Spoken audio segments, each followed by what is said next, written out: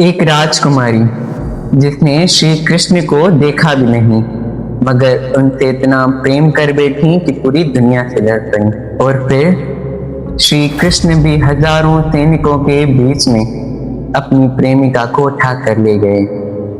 ये सिर्फ एक प्रेम कहानी नहीं, ये है विश्वास, साहस और भक्ति की कहानी।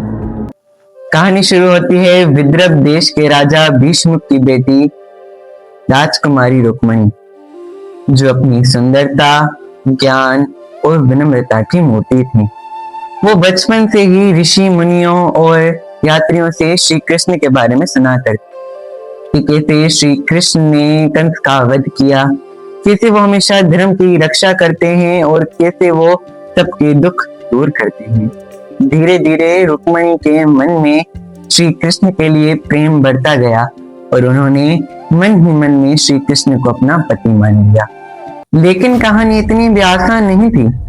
रुक्मणी के बड़े भाई रुकुम को श्री कृष्ण बिल्कुल पसंद नहीं थे, तो उन्होंने ये फैसला कर दिया कि रुक्मणी की शादी शिशुपाल से होगी।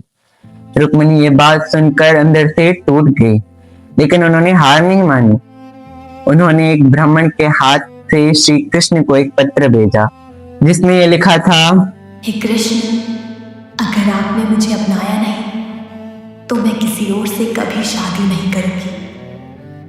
इसलिए हे द्वारकाधीश, मुझे अपना ले। जब श्री कृष्ण ने वो पत्र पढ़ा तो उन्होंने एक क्षण की भी देर नहीं की और वो निकल पड़े सीधा विदर्भ देश की तरफ। विवाह के दिन जब रुक्मणी देवी की पूजा करके मंदिर से बाहर आई तो श्री कृष्ण रथ से उतरकर रुक्मणी का हाथ थामा और उन्हें सबके सामने रथ पर बिठा दिया।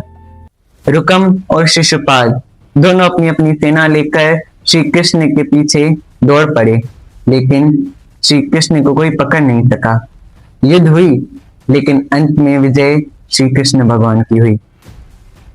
उसके बाद रुक्मणी और श्री कृष्ण भगवान द्वारका पहुंच गए और उनका विवाह पूरे विधि विधान के साथ हुआ।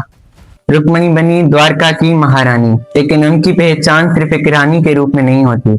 उनकी पहचान होती है श्री कृष्ण की प्यारी, श्री कृष्ण की प्रिय पत्नी और विनम्रता की देवी के रूप में। ये कथा हमें सिखाती है कि सच्चा प्रेम कभी सिर्फ रूप से नहीं होता। सच्चा प्रेम होता है विश्वास, साहस और समर्पण से। दोस्तों, अगर आज की ये कथा पसंद आई हो तो कमेंट सेक्शन में जय श्री कृष्ण जरूर लिखें और कहानी 7.0 को सब्सक्राइब लाजमी करें। मिलते हैं आपसे अगले वीडियो में, तब तक के लिए जय श्री कृष्ण।